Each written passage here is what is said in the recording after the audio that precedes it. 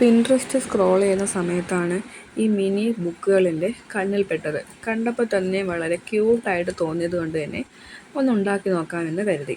അപ്പോൾ അതിനായിട്ട് ആദ്യം വെള്ള പേപ്പർ എടുത്തിട്ട് ഇതുപോലെ ഫോൾഡ് ചെയ്തെടുത്തു. തിരിച്ച് മറിച്ച് ഫോൾഡ് ചെയ്തെടുക്കുന്നുണ്ട്. അപ്പോഴാണ് നമുക്ക് ആ ബുക്കിൻ്റെ പേജിൻ്റെ ആ ഒരു അളവിൽ കിട്ടുക. ഇപ്പം നമ്മളിങ്ങനെ മടക്കി കഴിയുമ്പോഴത്തേക്കും നമ്മുടെ ഓരോ പേപ്പറിൻ്റെയും അളവ് നമുക്ക് കറക്റ്റ് കാണാൻ പറ്റും. പിന്നെ നമുക്ക് ഇതുപോലെ ഒന്ന് വരച്ചു കൊടുത്തിട്ട് കട്ട് ചെയ്തെടുക്കാം. ഇനി ഫസ്റ്റ് പേജിൻ്റെ അവിടെ ഒന്നും കൂടി കട്ട് ചെയ്ത ശേഷം നമുക്കിത് ഓരോ പേജായിട്ട് ഫോൾഡ് ചെയ്തെടുക്കാം.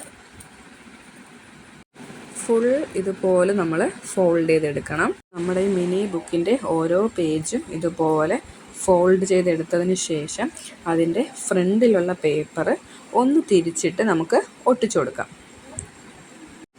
നന്നായിട്ട് പശ തേച്ച് ഒട്ടിച്ചതിന് ശേഷം നമുക്കിതിനൊരു കവർ പേജ് തയ്യാറാക്കിയെടുക്കാം. അപ്പോൾ അതിനായിട്ട് ഞാനിവിടെ ബ്ലൂ കളർ ക്രാഫ്റ്റ് പേപ്പറാണ് എടുത്തത്. നമ്മൾ ആ ബുക്കിൻ്റെ അതേ അളവിൽ അത് കട്ട് ചെയ്തതിന് ശേഷം അതും നമുക്ക് ഗ്ലൂ വെച്ച് നന്നായിട്ട് ഒട്ടിച്ചു കൊടുക്കാം.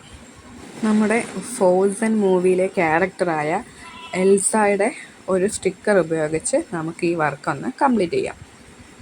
വീഡിയോ ഇഷ്ടമായെങ്കിൽ ചാനൽ ഒന്ന് സബ്സ്ക്രൈബ് ചെയ്തേക്കണേ.